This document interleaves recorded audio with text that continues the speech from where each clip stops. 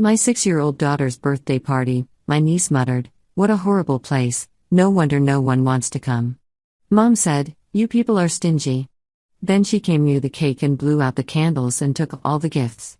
That's when my sister approached me and said, "Don't say anything, let her take what she wants." Dad added, "Some children just deserve better celebrations." After they messed up her day, they left her crying.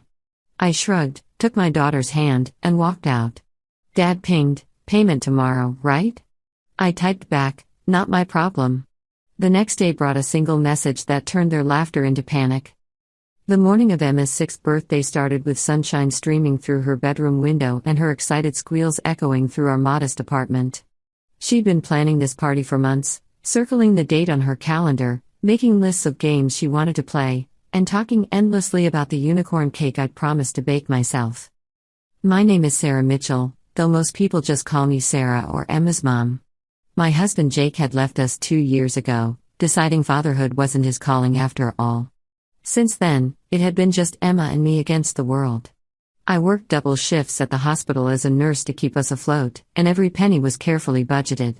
This party represented 3 months of saving, skipping lunches, and taking on extra weekend shifts.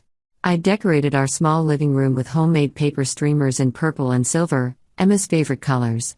The unicorn cake sat proudly on our kitchen counter, slightly lopsided but covered in swirls of pastel frosting that had taken me until 2 a.m. to perfect. I'd wrapped presents in newspaper comics and tied them with colorful yarn because wrapping paper seemed like an unnecessary expense when I could make something creative instead. Emma wore the birthday dress I'd found at a thrift store and spent hours embellishing with sequins and ribbons.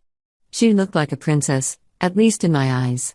Her blonde curls bounced as she ran around, positioning her stuffed animals as guests in case the real ones didn't show up. "Mommy, when will my friends get here?" she asked for the 20th time that hour. I checked my phone. 30 minutes until party time, and I had 15 RSVPs from her classmates. The apartment was small, but we'd make it work. I'd planned simple games like musical chairs and pin the horn on the unicorn, using things we already owned. My mother called just as I was setting out the paper plates. "We're coming to Emma's party," she announced without preamble. My stomach dropped. "Mom, I didn't invite you." "Nonsense. We're family. Your sister and Craig are bringing Madison too. She's been so excited to celebrate with her cousin." Madison was my niece, my older sister Diane's daughter, also 6 years old. Where Emma and I scraped by, Diane and her husband Craig lived in a 5-bedroom house in the suburbs. Madison attended private school, took horseback riding lessons, and had birthday parties at venues that cost more than my monthly rent. "Mom, this is a small party. I planned for Emma's friends from school." "Are you saying your own family isn't welcome? After everything we've done for you?" The guilt trip was classic Mom. Everything she'd done for me came with strings attached and was never forgotten. The reality was that since my divorce, my family had made it clear they thought I'd failed. Failed at marriage, failed at providing the life they thought Emma deserved, failed at measuring up to Diane's perfect suburban existence. Fine. But please don't make a big deal about things. This is Emma's day. She hung up without acknowledging my request. 20 minutes later, Emma's classmates started arriving with their parents. The apartment filled with children's laughter and the chaos of 6-year-olds hopped up on juice boxes. Emma was radiant, showing everyone her decorations and explaining the games we'd play. Then my family arrived. Mom walked in first, her face already pinched in disapproval as she surveyed the room. Dad followed, barely glancing at Emma before heading to the corner to check his phone. Diane came next with Craig and Madison, who was dressed in a designer outfit that probably cost more than everything Emma owned combined. Madison took one look around and wrinkled her nose. She walked over to her mother and whispered, just loud enough for several of us to hear, "What a horrible place. No wonder no one wants to come." Several of Emma's classmates' parents exchanged uncomfortable glances. Emma's smile faltered. My mother's voice cut through the chatter. "You people are stingy. Look at this. Paper decorations? Homemade cake? This is what you consider a birthday party?" The room went quiet. Every parent there heard her. Every child stopped playing. I felt heat rising in my cheeks. "Mom, please. Can we talk outside?" "Why?" So you can make excuses? You should be embarrassed, treating Emma like this when she deserves so much better. One of the mothers, Jessica, whose son Tyler was Emma's best friend, stepped closer to me. The decorations are lovely. My son has been talking about this party all week. My mother waved her hand dismissively. You're just being polite. I was about to respond when Madison walked directly to the cake table. Before I could stop her, she leaned over the unicorn cake I'd spent hours on and blew out all 6 candles. Emma's face crumpled. But I didn't make my wish yet. Madison smiled smugly. I wish for a better party next time. Diane rushed over, but instead of scolding her daughter, she started picking up the wrapped presents. Madison, sweetie, let's see what kind of gifts these are. Wait, those aren't, I started. My sister began opening Emma's presents right there. A coloring book from Tyler. A small stuffed rabbit from Sophia. A friendship bracelet kit from Mia. Simple gifts from children who'd picked them out with care. Oh, Madison, you have such nicer things than these at home, Diane said loudly. But maybe you can donate these to charity or something. Madison gathered the open presents into her arms, including the gift bags they'd come in. Emma burst into tears. Those are mine. It's my birthday. I moved toward Madison, ready to take the presents back, when Diane blocked my path. Don't say anything. Let her take what she wants. My sister's voice was low but firm. You're always so sensitive about everything. They're just things. They're Emma's birthday presents. My father finally looked up from his phone. Some children just deserve better celebrations. Maybe this will teach you to do things properly next time instead of this. He gestured around dismissively, poverty display. Emma was sobbing now, and several of her friends looked scared. Their parents were gathering them up, clearly uncomfortable and eager to leave this family drama.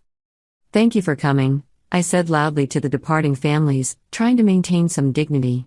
Emma loved having you here. But the party was over. Within 10 minutes, every single one of Emma's classmates had left. The apartment felt cavernous and cold despite the decorations still hanging cheerfully on the walls. My family showed no signs of leaving. Mom had cut herself a piece of Emma's cake and was eating it while criticizing the frosting consistency. Madison sat on our couch playing with Emma's new stuffed rabbit. Dad had returned to his phone, and Diane and Craig were discussing their upcoming vacation to Hawaii. Emma stood in the middle of the room, tears streaming down her face, staring at the empty space where her presents had been. Something inside me snapped. I'd spent years trying to maintain a relationship with my family despite their constant criticism. I'd endured their comparisons between Emma and Madison, their not-so-subtle implications that my divorce made me a failure, their complete lack of support when I needed it most. But watching my daughter's heart break on her birthday because of their cruelty was the final straw. I walked over to Emma, took her small hand in mine, and grabbed my purse. "Where are you going?" Mom asked. "We just got here." I didn't answer. I simply walked out of my own apartment with Emma beside me, leaving my family sitting among the ruins of what should have been a beautiful day. We went to the park.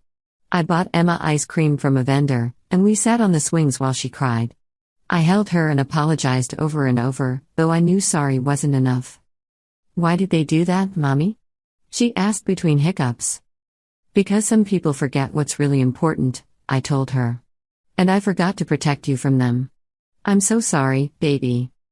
We stayed at the park until the sun began setting. When we finally returned home, my family was gone. The apartment was a mess. They'd eaten most of the cake, leaving only a small corner piece. The decorations had been torn down and left in a pile. Juice had been spilled on the carpet and not cleaned up. My phone buzzed. A text from Dad, "Payment tomorrow, right?" I stared at the message in confusion until I remembered. 8 months ago, I'd borrowed money from my parents for a security deposit when our landlord increased our rent. I'd been making payments every month without fail. Tomorrow was supposed to be my next payment of $300. $300 that had taken extra shifts and skipped meals to save. $300 for people who'd just destroyed my daughter's birthday. I typed back, "Not my problem." Then I blocked all of their numbers. Emma fell asleep that night clutching the small piece of cake I'd saved for her, her eyes red and puffy. I lay awake planning. Years of nursing had taught me to think strategically, to prepare for emergencies, and to document everything carefully. My family had no idea what they'd done by pushing me too far. The next morning, I made a list. My parents had always bragged about how Dad paid as little in taxes as possible through various creative deductions. Mom had mentioned multiple times that they claimed things they shouldn't. I'd never paid much attention before, but I'd absorbed details. I knew Dad claimed his home office despite doing no actual work from home. I knew Mom had a side business she'd never properly registered. I knew they'd recently made improvements to their house and claimed them as medical expenses somehow. I composed an email to the IRS, carefully detailing what I knew and suggesting they might want to look into my parents' tax returns for the past 5 years. I attached dates and specific conversations I could remember. I didn't make accusations I couldn't support, but I provided enough information to raise questions. Then I turned my attention to Diane and Craig. Craig worked in finance, and Diane had often complained about how he had to be creative with their accounts because of his position. She'd mentioned offshore holdings and complicated trusts designed to hide assets. His company had a whistleblower hotline. I called it anonymously and suggested they might want to examine certain accounts for irregularities. Again, I only mentioned what I knew to be true from conversations at family dinners. Diane had her own vulnerabilities. Her lifestyle blog had sponsors, but I knew she never disclosed the free products and payments she received. Influencer income disclosure was something the FTC took seriously. I filed a detailed complaint with screenshots of her posts showing undisclosed sponsorships dating back 2 years. But I wasn't done. Madison's private school had a tuition assistance program funded by donations. Diane and Craig paid full tuition but had recently been bragging about how they'd figured out how to get Madison into the school's gifted program, which came with special resources and reduced fees for additional services, by fudging her address to a different district with different criteria. I sent an anonymous email to the school administration with details about the address discrepancy. Finally, I contacted a lawyer about the money I'd borrowed from my parents. I'd been making regular payments, all documented through bank transfers. The lawyer reviewed everything and explained that while the loan was valid, my parents would need to take me to small claims court to enforce any specific payment schedule, which would cost them more in legal fees than what I still owed. He helped me draft a letter explaining I'd continue payments on my own timeline, which was perfectly legal without a formal written contract specifying due dates. I sent one final message from a temporary email account before blocking even that avenue: the payment schedule has changed. You'll receive what you're legally entitled to, which is nothing beyond what's already been paid. Consider it a donation to your character development fund. You need it more than I do. Then I waited. The first crack appeared 3 days later. Jessica, Tyler's mom, called me. I wanted you to know that Tyler keeps asking about Emma. He's been really upset about how the party ended. Would Emma like to come to our house for a playdate? We can do a little birthday celebration, just the kids. I almost cried. That would be wonderful. Thank you. Those people were your family? Jessica asked carefully. Biologically, yes. But family is supposed to love and protect you, and they've never done either. The playdate was magical. Emma played with Tyler and 2 other classmates Jessica had invited. They'd brought small presents, and Jessica had made cupcakes. Emma blew out the candles and made her wish surrounded by people who genuinely cared about her. 2 weeks after Emma's ruined party, my phone rang from an unknown number. Against my better judgment, I answered. It was Diane, calling from a friend's phone. She was screaming before I even said hello. What did you do? The school is investigating us. Craig's company has auditors going through everything. Mom and Dad got a letter from the IRS. This is all happening because of you, isn't it? I have no idea what you're talking about, I said calmly. You vindictive witch. After everything we've done for you. You mean after you stole my 6-year-old daughter's birthday presents? After you humiliated her in front of her friends? After you spent years treating us like we're less than human because I don't have as much money as you? It was just a party. You're destroying our lives over a stupid party. No, Diane. I'm not destroying anything. Your own actions are catching up with you. If you have nothing to hide, I'm sure all these investigations will clear you completely. Mom and Dad are talking about having to sell their house. Craig might lose his job. Madison is being expelled. That sounds difficult. I hope you have family to support you through it. Oh wait, you're the ones who destroyed those relationships by being cruel to a child on her birthday. We'll sue you. For what? Filing legitimate complaints with appropriate authorities? Reporting suspected fraud and tax evasion? That's called being a responsible citizen. But please, go ahead and sue me. I'm sure the judge would love to hear about how Madison blew out Emma's candles and stole her presents. Diane hung up, but not before I heard her sobbing. I felt a twinge of guilt that lasted approximately 5 seconds before I remembered Emma's face as she watched her birthday presents being taken away. My mother tried next, showing up at my apartment a week later. I didn't let her in. You've ruined us, she hissed through the door. Your father might go to jail. How can you do this to your own parents? How could you do what you did to your own granddaughter? I countered. It was just some birthday drama. You're blowing this out of proportion. Just like you blew out Emma's candles? Or was that Madison? I lose track of all the ways you disrespected my daughter. We made a mistake, okay? We're sorry. Is that what you want to hear? Too late. You don't apologize to Emma because you're sorry. You apologize because you're facing consequences. There's a difference. Please. They're talking about criminal charges. Your father could lose everything. Then he should have paid his taxes honestly. That's not my fault, and it's certainly not Emma's fault. What about family loyalty? I laughed, a bitter sound. You want to lecture me about family loyalty? Where was your loyalty when Emma was crying? Where was your loyalty every time you compared her to Madison and found her wanting? Where was your loyalty when you called me a failure for getting divorced as if I chose to be abandoned? Mom said nothing. Here's what's going to happen, I continued. You're going to leave us alone. No calls, no visits, no attempts at contact. Emma and I are done with all of you. If you cooperate with whatever investigations are happening, maybe things won't be as bad as you fear. But that's not my concern anymore. You can't keep Emma from us. We have grandparents' rights. Try it. I have multiple witnesses to what happened at that party, including several parents who would be happy to testify about how you treated a 6-year-old child. Do you really want a judge hearing about that? She left without another word. The fallout continued for months. I heard through mutual acquaintances that my parents did face tax penalties and had to sell their house, downsizing significantly. Dad avoided jail but was on probation and had to pay substantial back taxes plus fines. These things took nearly a year to fully materialize as the IRS moved at its typically glacial pace, but the audit notice alone had sent my parents into a panic within the first few months. Craig lost his position at the finance company after the internal investigation revealed irregularities in client accounts he'd managed. The corporate investigation moved faster than the IRS, wrapping up within 6 months. He wasn't charged criminally, but his career in finance was effectively over. They had to sell the suburban mansion and move into a rental house half the size. Madison's expulsion from her private school took the better part of the school year. The administration investigated thoroughly, discovered the address fraud was real, and by spring had asked the family to withdraw Madison's enrollment.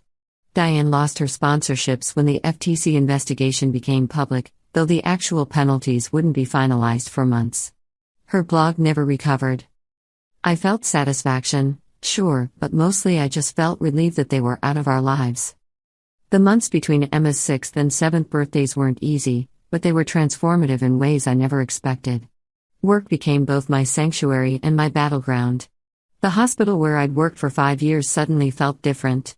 I volunteered for every difficult shift, every holiday, every weekend that other nurses wanted off. Partly because I needed the money, but mostly because staying busy kept me from second-guessing my decisions. Dr. Patricia Morrison, one of the senior physicians, noticed my increased presence. She cornered me one evening after a particularly brutal 12-hour shift in the emergency room. "Sarah, you're going to burn out if you keep this pace," she said, her eyes concerned behind her wire-rimmed glasses. "I'm fine. I need the hours." "No, you need balance. I've seen your work lately. You're exceptional under pressure, but you're also running on fumes." She paused, studying my face. "There's a supervisory position opening up in the pediatric wing. Better hours, better pay, weekends mostly off. You'd be perfect for it. I almost laughed. Dr. Morrison, I appreciate it, but I don't have the qualifications. I'm just a floor nurse. You have 8 years of experience, your patients love you, and you handle crises better than nurses with twice your tenure. The qualifications can be earned through a certification program, which the hospital will pay for. Think about it. Your daughter needs her mother present, not just providing. That conversation planted a seed. I applied for the position, not expecting much. But 3 weeks later, I got the call. The job was mine, contingent on completing a 6-month leadership certification program. The pay increase was modest but enough to make a real difference. More importantly, the schedule would let me be home when Emma got off school. The certification classes were held 2 evenings a week. Jessica offered to watch Emma those nights, refusing any payment. You're doing something amazing for yourself and Emma, she'd said. Let your friends help. Friends. The word still felt foreign when applied to people outside blood relations, but I was learning to accept it. During those months, I also started seeing a therapist. Dr. Chen was a no-nonsense woman in her 50s who'd seen everything. Our first session, I spent 20 minutes justifying why I'd reported my family to various authorities. Why do you feel you need to justify protecting your child? She asked. The question stopped me cold. Because they're my parents. My sister. There's supposed to be loyalty. Loyalty is earned, Sarah. It's not a birthright. Tell me, if a stranger had done to Emma what your family did, would you feel guilty about reporting them? Of course not. Then why does sharing DNA make cruelty more acceptable? I couldn't answer that. Over the following sessions, Dr. Chen helped me understand the years of conditioning that had taught me to accept emotional abuse as normal family dynamics. She helped me see that my mother's guilt trips were manipulation, that my father's dismissiveness was emotional neglect, and that my sister's competitiveness was toxic rather than typical sibling rivalry. You didn't just protect Emma that day, Dr. Chen said during one session. You also protected the little girl you used to be, the one who learned that her feelings didn't matter as much as keeping peace. Emma, meanwhile, was processing everything in her own way. She started drawing more, filling notebooks with pictures of families. Sometimes the families were animals, sometimes they were people, but they were always small groups. Never more than 3 or 4 figures. One evening, I found her crying over a drawing of 3 people holding hands. Baby, what's wrong? I was trying to draw Grandma and Grandpa with us, but then I remembered the party and I couldn't make my hand draw them. Does that make me bad? I pulled her into my lap. No, sweetheart. It makes you honest. You don't have to love people who hurt you, even if they're related to you. But Tyler has a big family, and they're all nice to him. Why isn't our family nice? How do you explain generational dysfunction to a 6-year-old? Sometimes families have problems that started a long time ago, before you were even born. Those problems are like weeds in a garden. If nobody pulls them out, they just keep growing and growing until they take over everything. Did you try to pull out the weeds? For a very long time, yes. But some weeds have roots that are too deep, and trying to pull them out just hurts you more. So sometimes you have to plant a new garden somewhere else. She thought about this. Is Jessica's family part of our new garden? If she wants to be, yes. I think she does. She always asks about you when she picks me up for playdates. And she smiles when she says your name. I felt my cheeks warm. Jessica had become more than just another parent from school. We'd started having coffee after dropping the kids at school, sharing stories about single parenthood. She'd been divorced for 3 years and understood the struggle in a way my married friends never could. Around the 4-month mark after the party, I received an envelope with no return address. Inside was a check for $15,000 and a note in handwriting I didn't recognize, for Emma's future. From someone who wishes they'd been braver like you. I stared at it for a full minute before calling the bank to verify it wasn't fraudulent. It was real. I later learned through a mutual acquaintance that it had come from my Aunt Linda, my mother's younger sister, who'd apparently witnessed years of the same treatment I'd endured and had always stayed silent to keep the peace. She'd heard about what happened at Emma's party directly from my mother, who'd called her bragging about putting me in my place and teaching Emma some humility. Linda had been horrified by Mom's version of events and knew the real story must have been much worse. Aunt Linda's check went directly into a college fund I opened for Emma. I sent a thank you card to the P.O. Box return address, writing simply, "It's never too late to be brave. Thank you for seeing her." Work became increasingly fulfilling as I progressed through the certification program. I was learning about team management, conflict resolution, and leadership strategies. Ironically, dealing with my family had given me real-world experience in handling difficult personalities and setting boundaries that translated well into healthcare management. One of my instructors, Robert Martinez, pulled me aside after class one evening. "Your case study presentation on handling family dynamics in patient care was exceptional. Have you considered speaking at the nursing conference next spring? We need voices like yours, people who understand that healthcare isn't just about treating bodies." The idea terrified and excited me in equal measure.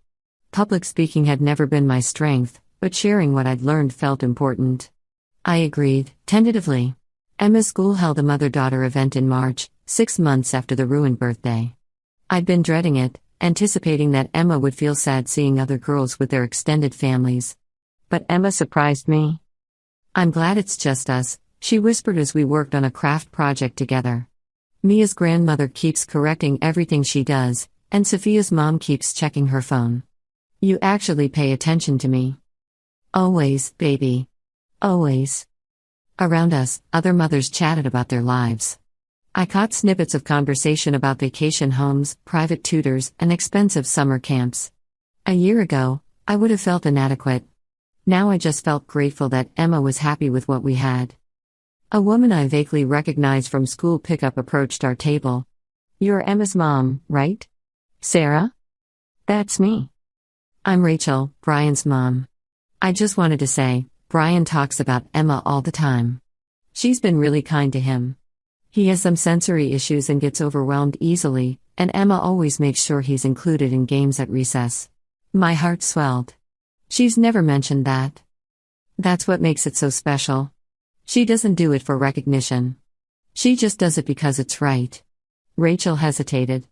I also wanted to say, I was at Emma's birthday party last year. I saw what happened with your family.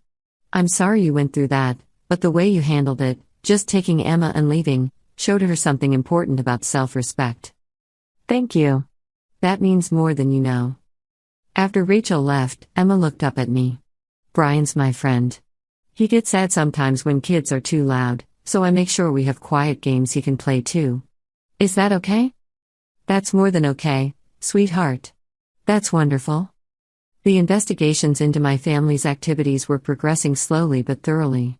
I created an anonymous email account to receive updates by signing up for public records notifications. The IRS moves at its own pace, but when they move, they're thorough. I learned that Dad's audit had expanded to include 3 previous years beyond what I'd initially reported, suggesting they'd found additional irregularities. Craig's situation became somewhat public when his former employer issued a statement about addressing internal compliance issues and cooperating with regulatory authorities. Reading between the lines of the corporate speak, he was being hung out to dry while the company protected itself. Diane's blog had gone dark entirely. Her Instagram, which once showcased her perfect life, was now private with a fraction of her previous followers. The influencer community had turned on her quickly once the FTC violations became known. Apparently, undisclosed sponsorships were an open secret many influencers ignored, but getting officially caught made her toxic by association. Madison's expulsion from private school had been harder to track, but a friend of a friend confirmed it had happened. They'd enrolled her in public school, where she was apparently struggling with the adjustment. Part of me felt bad for Madison. She was just a kid who'd been taught terrible values by her parents. But I also remembered Emma's face, and my sympathy had limits. I received a text one evening from a number I didn't recognize. "This is Aunt Linda. Your mother tried to borrow money from me today. Told her no. Wanted you to know she's still not taking responsibility, just looking for people to bail her out. Stay strong." I saved the message. It was validation that I'd made the right choice. The certification program concluded in late fall with a final project presentation. I chose to present on creating supportive work environments in high-stress healthcare settings, drawing heavily on my experience with boundary setting and recognizing toxic dynamics. My instructors praised it. Dr. Morrison, who attended the presentation, offered me the supervisory position officially the next day. "You've grown tremendously these past months," she said. "Not just professionally, but personally. That confidence translates into leadership." The new position started in December, just in time for the holidays. Better hours meant I could volunteer for field trips at Emma's school, something I'd rarely been able to do before. "Yes, baby. I really am. Are you?" She considered this seriously, as she did most questions. "I think so. I miss having a big family sometimes, like at Thanksgiving when it's just us. But then I remember how they made me feel, and I'd rather have just us. We could start new traditions. Maybe invite Jessica and Tyler for Thanksgiving?" Her face lit up. "Really? Can we?" "I'll ask her." Jessica said yes immediately when I brought it up the next day.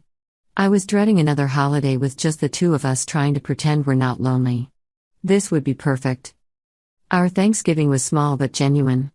Jessica brought sweet potatoes and stuffing. I made a modest turkey and pie.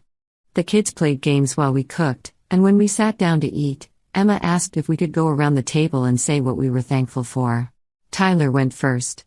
"I'm thankful for Emma because she's my best friend and she shares her snacks." Emma beamed. "I'm thankful for Mommy because she protects me and makes good pancakes." Jessica's eyes were suspiciously bright. "I'm thankful for Sarah's courage in showing me that it's okay to choose who you call family." When it was my turn, I looked at the three faces around my small table. I'm thankful that we found each other. And I'm thankful I finally learned that family isn't about who you're born to, it's about who shows up. Later, after Tyler and Jessica had left, Emma cuddled next to me on the couch. "This was my favorite Thanksgiving ever." "Mine too, baby." As we sat there, I thought about the year we'd had. The devastation of that birthday party had cracked open my world, but through those cracks, light had come in. I'd found my strength, my voice, and my boundaries. More importantly, I'd shown Emma that love doesn't mean accepting abuse, and that walking away from toxicity isn't abandonment, it's self-preservation. The nursing conference in the following spring loomed on my calendar. Dr. Chen had been helping me work on my presentation about family dynamics in healthcare settings. "You have a powerful story," she'd said. "Not just about your family, but about recognizing patterns and breaking cycles." My presentation proposal had been titled "When Family is the Pathology, Recognizing and Addressing Familial Abuse in Patient Care." It had been accepted, and I'd be speaking to over 200 healthcare professionals. The thought terrified me, but it also felt right. If sharing my experience could help even one person recognize and escape a toxic family dynamic, it would be worth it. Emma's 7th birthday approached in early summer. We had it in our apartment again, with the same modest decorations and another homemade cake. But this time, the room was full of real friends. Jessica and Tyler, Sophia and her moms, Mia and her grandmother, and several other classmates Emma had grown closer to throughout the year. No one criticized the paper streamers or the homemade dessert. The kids played games and laughed, and when Emma blew out her candles, she did it surrounded by people who loved her. After the party, as I was cleaning up, Jessica stayed to help. "Can I ask you something?" she said carefully. "That family who crashed the party last year. I heard some things through mutual connections. About investigations and financial troubles. Did you? Did I report suspected fraud and tax evasion to appropriate authorities? Yes. Did I file legitimate complaints about undisclosed influencer income and enrollment fraud? Also yes. Did I do anything illegal or unethical? No." Jessica smiled. "Good for you. Honestly, good for you. What they did to Emma was unforgivable." "The thing is," I said, pausing in my wiping down of the counter, "I spent so many years thinking family meant I had to accept whatever treatment they dished out. That blood relation meant I owed them loyalty even when they showed me none. It took watching them hurt my daughter to finally understand that family isn't just about DNA. It's about who shows up," Jessica said. "Who protects you? Who celebrates with you?" Exactly. 6 months later, I received a letter. The letter was long, full of self-pity and attempts at manipulation. But buried in the middle was one paragraph that caught my attention, Madison has been having nightmares about her birthday party. She keeps dreaming that someone takes all her presents away and everyone laughs at her. Diane thinks she's finally understanding what she did to Emma. Maybe there's a lesson in that for all of us, though it's a cruel way to teach it. I didn't respond to the letter, but I did keep that paragraph. Sometimes consequences teach better than forgiveness ever could. Emma just turned 7. She's thriving in school, has genuine friends, and hasn't asked about her grandmother, grandfather, aunt, uncle, or cousin in months.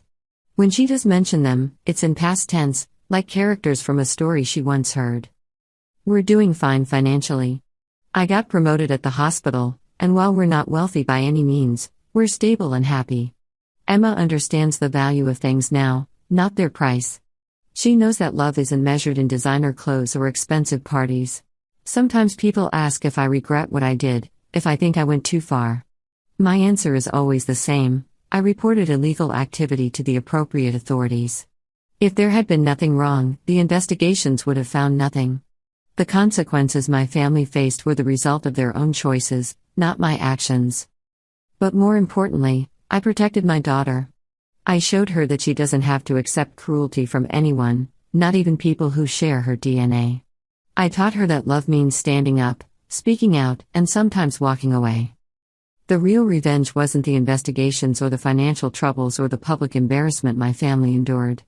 The real revenge is that Emma and I built a life full of genuine love, honest relationships, and true celebration. We found our real family and friends who showed up with modest gifts and huge hearts. Last week, Emma brought me a drawing she'd made at school. It showed 2 stick figures holding hands under a rainbow. That's us, Mommy. Just us.